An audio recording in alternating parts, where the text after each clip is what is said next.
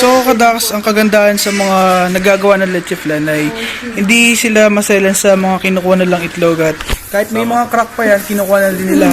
Minsan kahit yung mga basag na talaga, basta buo pa yung dilaw, kinukuha din nila. Kaya alagaan mo yung mga ganong klase na kumukuha ng itlog sa iyo mga kadaks.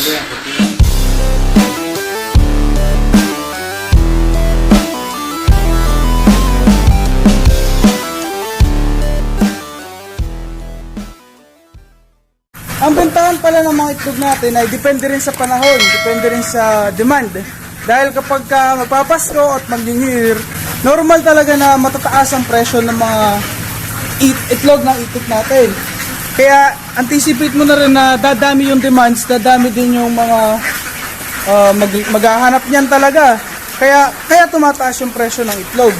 So sadly nga lang, kahit na gaano pa kataas yung presyo ng itlog, kung magkukulang din yung supply mo ng itlog, kung magkukulang yung supply mo ng itlog, siyempre hindi mo na rin maka-accommodate lahat ng mga gustong pumasok. Kaya dyan minsan may mga tinatawag na sniper na papasok ng one time lang habang maganda yung presyo ng itlog. Tapos kapag mababa na yung presyo ng itlog, medyo iiwan ka na din, maglalaylaw sila, hanap sila ng pwedeng gawin pagkalibangan.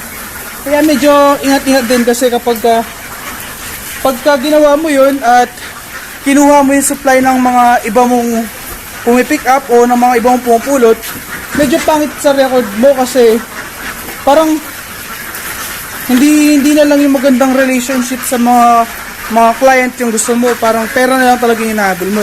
Iniiwasan din naman natin yung mga ganun. So tingnan mo kadaks, meron din tayo sa special na itlog dito, ang haba o parang itlog talaga ng manok. At update, yan na tayo mga na-collecta natin yung mga reject mula doon. Papunta na tayo doon mga kadaks. Isa, dalawa, pahaba na naman siya kadaks. Tatlo, ito sobrang laki kaso sobrang nipis. Di pa ako sanay kumuha eh. Yun, kaya ko nang kumuha ng 5. Oh ha?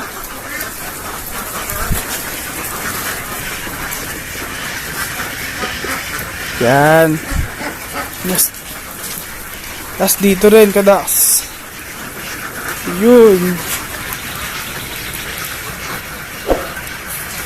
Kaso itong isang itlog kadaks ay sobrang nipis. Ayan.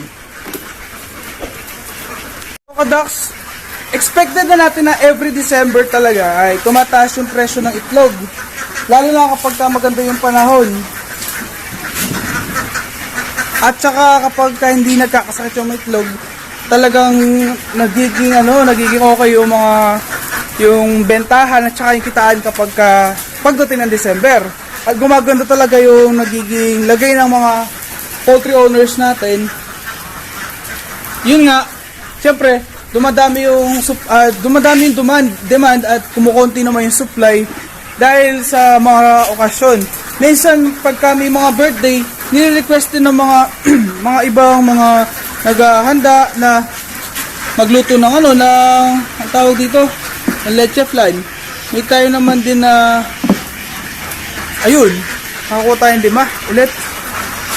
May tayo naman na gusto nilang gumawa ng cake, so kailangan din nilang magkuha ng maraming itlog.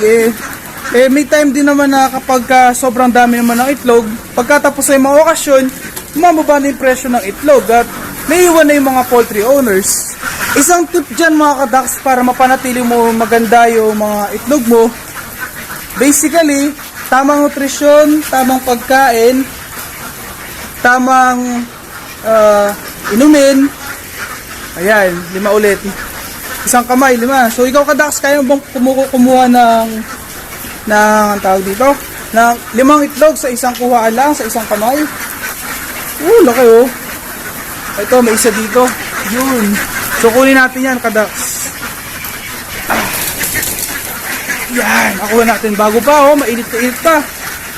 2. May isa pa. Kunin natin isa pa. Ayan. Bagong-bago pa oh, mabasa-basa pa. Manipis. Yung 4, ang lalaki oh kadaks. Sakto, 5. Kaso manipis masyado kadaks, medyo mababasag kapag hindi ka nag-ingat. Ayan o, basag, nipis.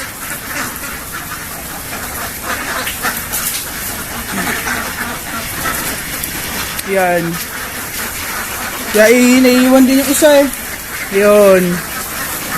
Ngayon naman kadaks, ang nagiging presyo ng mga itlog natin every December, minsan pumapatak ng 8 pesos pataas pa sa good. Pero kapag sa mga medium or sa mga reject, may time naman na nagiging ano yan, 5.50, 6 pesos. So depende sa kung kumukuha sa'yo. Pero to sobrang laki nito kadaks, oh. Diba? Ang laki. So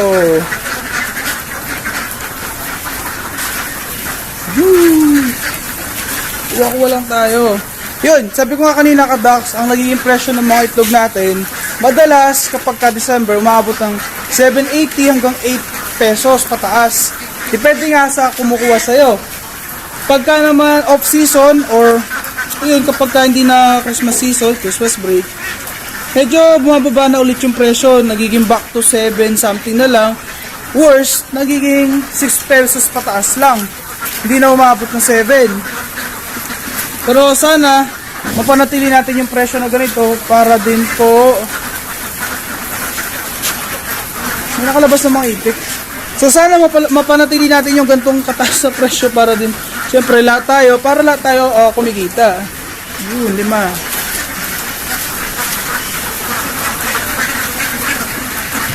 Mahirap naman kasi kadaks na laging mababa yung presyo ng itlog. Siyempre, kahit na gusto natin kumita, kung mababa yung presyo ng itlog, mahirapan din tayo makapagbenta o kumita. So kailangan din, bantay-bantay tayo sa market natin kung tumataas ba yung presyo ng itlog o bumababa. Ayan, so, update mga kadaks. Malapit na tayo matapos. Ayun na sila, nakikita natin sila. At ito na tayo yung mga nakolekta natin mga itlog. Ang dami na mga kadaks. So, yun. Mga laga nating itik. Yan. So mga kadaks, kung bago ka lang sa ating channel ay huwag kalimutang mag-subscribe and click the notification bell para maging updated ka sa lahat ng mga videos na i-upload natin. Bigat na! Yan. So para po sa mga susunod mga videos ay papakita naman natin sa inyo kung paano yung sa building natin. Ayan. Kaya mag-subscribe ka na kadaks para din makita mo kung ano yung mga plano natin dito sa mga building na to. Yan. Construction natin guys, makikita nyo rin yan sa future. Kaya stay tuned ka lang kadaks.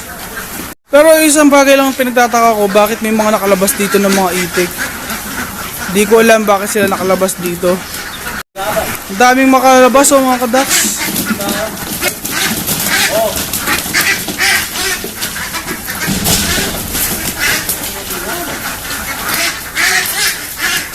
So nakalabas sila mga kadaks. Siguro pin. So ayun mga kadaks, mas napapabilis yung pagpulo natin kasi tinulungan na tayo ni Kuya Ray. Ayan. Paragad na rin tayo matapos kasi hinihintay na rin tayo ni buyer. Ayan.